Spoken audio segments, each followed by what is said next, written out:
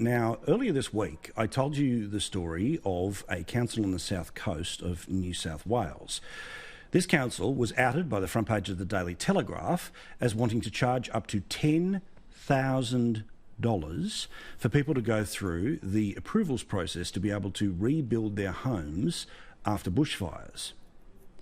Now, understandably, people were furious at this idea that people who weren't just trying to subdivide or knock down and rebuild, but people who had no other choice than to want to rebuild their homes because they were torn away in a fire, that a local council would be making $10,000 out of this situation. Well, we told you that the update to that story was that this particular council and this particular mayor had backflipped. That was the second day's version of this story. This particular council turned around and said that it would not apply to people who were not insured.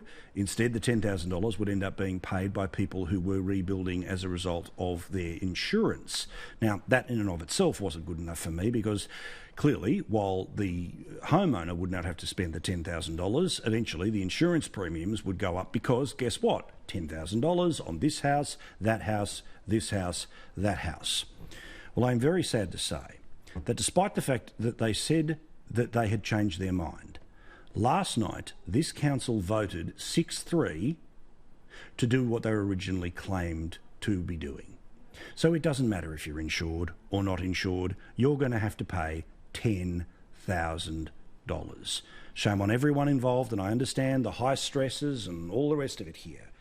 But the idea that 6-3 is what happened when it came to the vote, and by the way, I understand the mayor, who backflipped on one day, voted and backflipped against his own backflip. Shame on everyone involved.